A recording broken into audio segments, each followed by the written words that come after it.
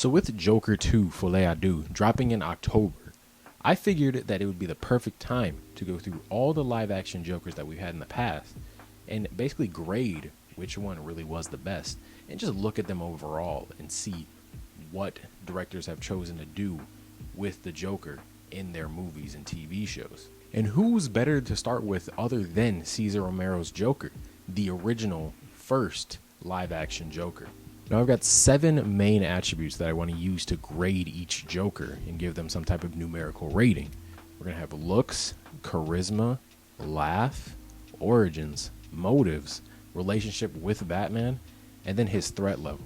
And I'm just going to use these to put them in some sort of ranking at the end. But before we get into grading Cesar Romero's Joker, let's just talk about this movie and the TV show and the completely different feel that it gives compared to any other live-action Batman media that we get.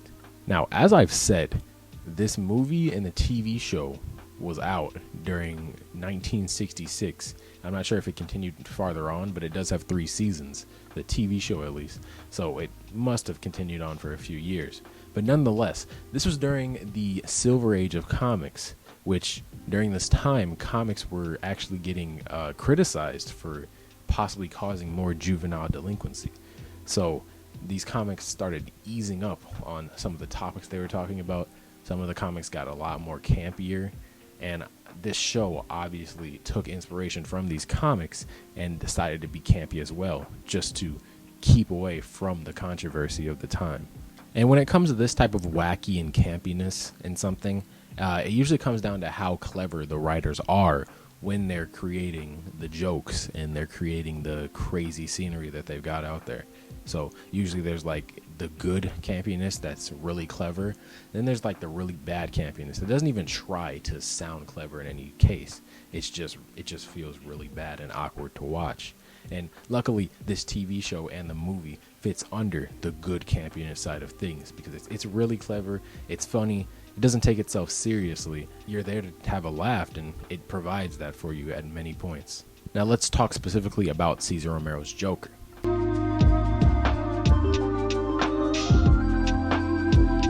Now they really went comic book accurate with this look for Cesar Romero's Joker.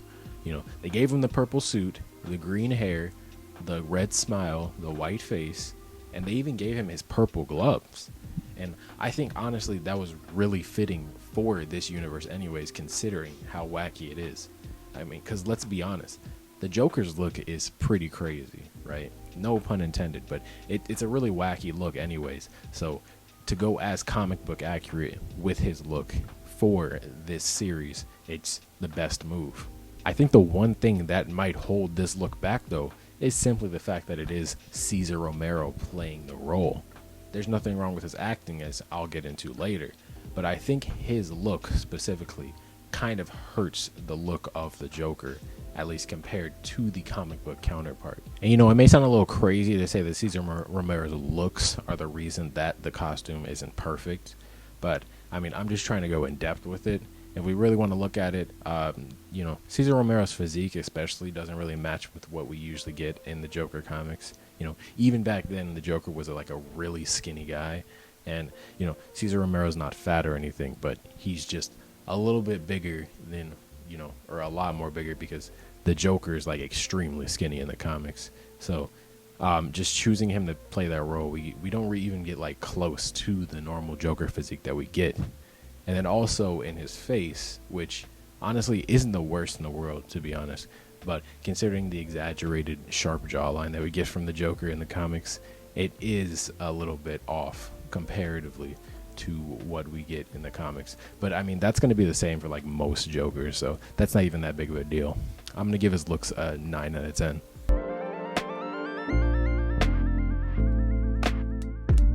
Now, this Joker's attitude towards everything is that he's like playing some type of game or just having fun. So he's constantly making jokes and talking like he's in some type of like poem or something. And it's honestly kind of funny because he'll be like messing around with the Batman or something, and he's just quoting poetry lines or making some jokes of some sort without any care about the fact that like Batman's in front of him or something. I hope this doesn't depress you. This man can talk his head off, and he never really fails to get you to listen in on what he's saying, because it's always something creative and playful of some sort. He's going to get an 8.5 out of 10 for charisma.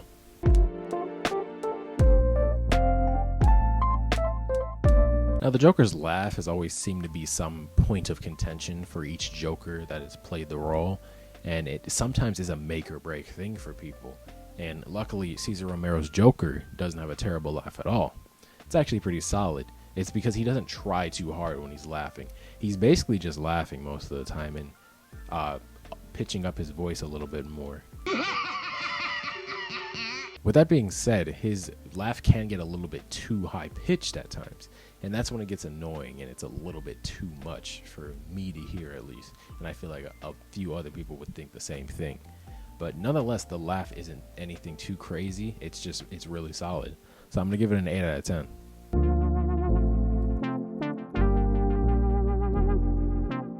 Now, origins aren't really a thing that the movie or the show really likes to get into, at least for the first season of the show. I don't know if they expanded on the Joker at all in season 2 or season 3, or if they just kept him doing all the stuff that he was already doing, but I didn't really learn anything about the origins of the Joker. He never really said anything that referenced his time before being the Joker, so we can only assume that it's up in the air for what actually happened to this man for him to become the Joker. And I think that fits really well for this Joker anyways, considering the chaotic nature of the show as it is. Having his background be mysterious and unknown just adds to the chaos of Cesar Romero's Joker. Nonetheless, there are no origins to really analyze, so I'm just going to give him a 7 out of 10 to be a little bit generous, and we're going to move on.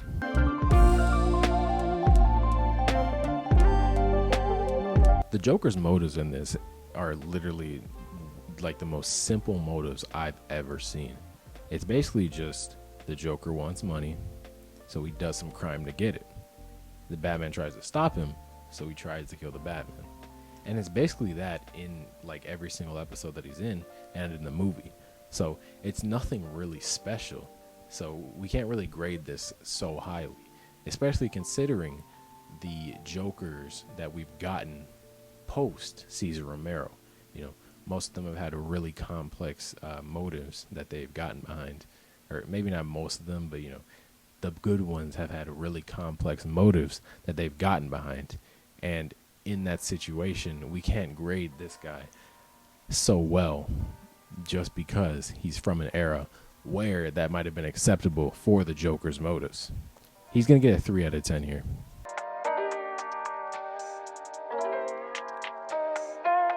Now, the Joker and Batman in this TV show don't really have any type of relationship beyond the basic hero-villain relationship, and that kind of sucks, honestly, as it just seems that there's a lot of wasted potential for these two. You know, in most iterations, we get like the Joker that adores Batman in some sort of way, right?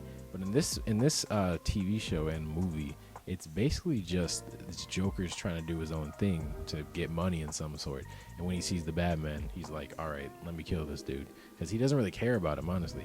If the Batman didn't exist, he'd enjoy his life a lot more. And he shows that a lot. He just straight up tries to kill him in like every episode. So there's no special relationship here. Although they do have some really nice quips that they send at each other during different situations. So I'm going to give him a 5 out of 10 just because it's a really basic relationship. Nothing too special.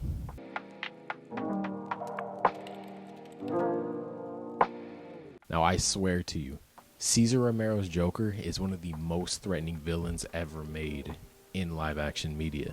Every single time he wants to do something, whether it's dupe Batman, kill him, or just get some money, it's always something with all these extravagant details that are basically just there to put on some type of show for him to have fun while he's doing it, right?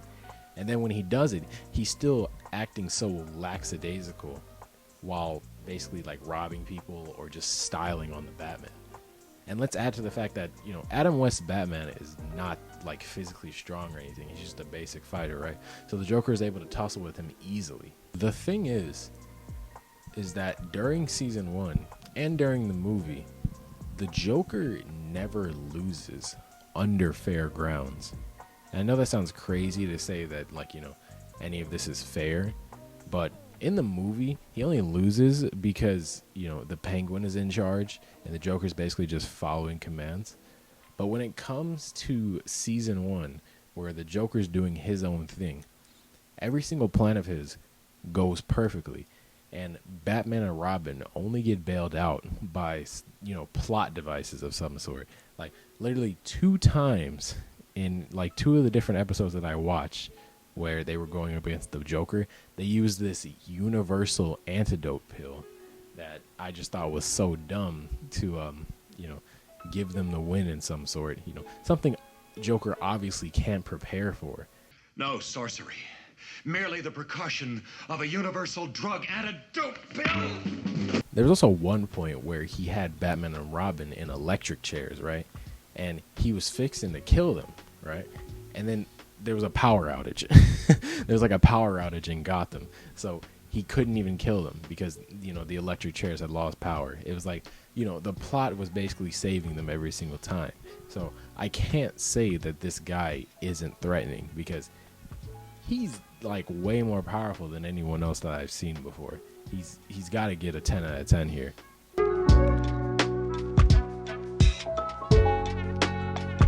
Taking the average of these values, we get an overall rating of 7.2 out of 10 for Cesar Romero's Joker, which isn't too bad, honestly, especially considering the nature of this TV show and the movie. It's pretty solid, and I mean, he deserves it. His character is a really nice rendition of the Joker. It shows his wits, his charisma. It demonstrates the look near perfectly. And it also shows that he is a big threat to the Batman. So this Joker is a great introduction to what would become one of the most iconic roles to play in Hollywood. But yeah, let me know what you think about Cesar Romero's Joker. You think he's pretty good? You think he's the best Joker? I know I've seen some articles on that online, and honestly, I think it's warranted. Me personally, I don't think he's the best Joker, but he is a really solid Joker, so there's no hate in thinking that. But yeah, stay tuned. I'm going to be looking at Jack Nicholson next, and I've already seen the movie in like the past few days, so that's going to be coming out soon. But yeah, stay tuned. Sub for more. Thanks for watching.